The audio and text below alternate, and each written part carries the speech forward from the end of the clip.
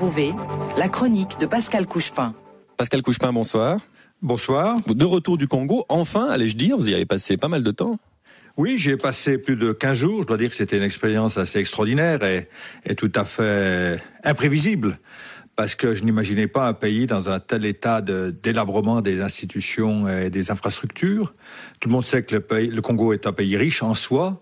Certains même disent que c'est un scandale géologique.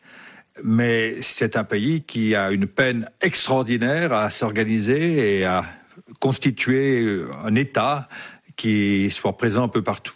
On a été dans une ville qui a environ 200 000, 300 000, 400 000 habitants, on ne sait pas exactement. On a posé la question à beaucoup de gens, personne ne dit exactement à 10 000 personnes près combien il y a d'habitants à Kananga.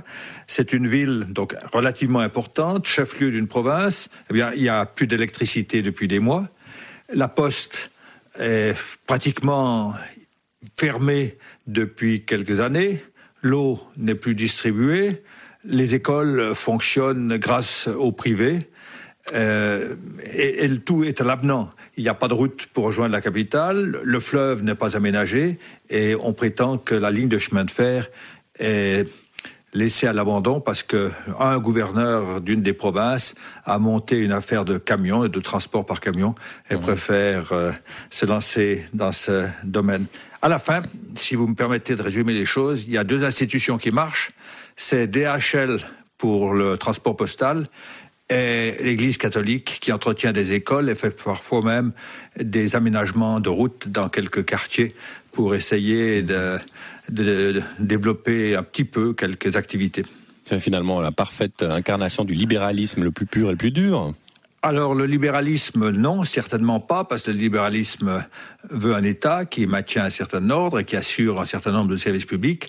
C'est une vision peut-être libertarienne, mais je crois que même les libertariens les plus fanatiques qu'on peut trouver en Amérique ne veulent pas une absence d'État aussi évidente que celle qui existe dans ce pauvre pays.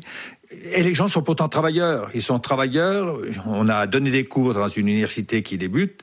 Les jeunes sont intelligents et se posent des questions. Comment faire pour créer un minimum d'esprit civique et sortir de cette misère profonde? Ils sont heureux, les gens, là-bas, Pascal Couchepin? C'est une question qu'on s'est posée quelquefois. J'allais dire, c'est un petit peu comme le conte de Voltaire qui parle de la chemise de l'homme heureux. Lorsqu'on trouve l'homme heureux, on lui demande sa chemise, et puis il dit « mais j'ai pas de chemise ». Alors eux, ils se posent même pas la question. S'ils veulent vivre, eh bien il faut vivre au jour le jour, essayer dans une journée de vendre un petit peu de manioc pour pouvoir donner à manger à ses enfants. Et la question du bonheur ne se pose pas. Finalement, ils ne se suicident pas, en tous les cas. J'ai posé la question, il y a peu de dépression, peu de suicides. Ils n'ont pas le temps de penser à autre chose que de faire face aux événements de la vie. Et puis, il y a quand même la chaleur humaine qui est une des caractéristiques de l'Afrique. Des échos de la guerre qui se rapprochent? On était très loin du théâtre des opérations. Par contre, on en a beaucoup parlé avec les étudiants qui étaient scandalisés de l'inefficacité de l'armée congolaise qui a quitté la ville de Goma lorsque les rebelles s'en sont approchés. Mais il y a aussi le scandale que constitue le fait que le chef de l'état-major général, c'est-à-dire le chef de l'armée congolaise, a été mis à pied il y a quelques jours parce qu'il faisait du trafic d'armes au profit des rebelles qu'il était appelé à combattre. Autant dire que les soldats sur le front n'étaient pas très motivés pour combattre. Le danger, c'est que le Congo éclate.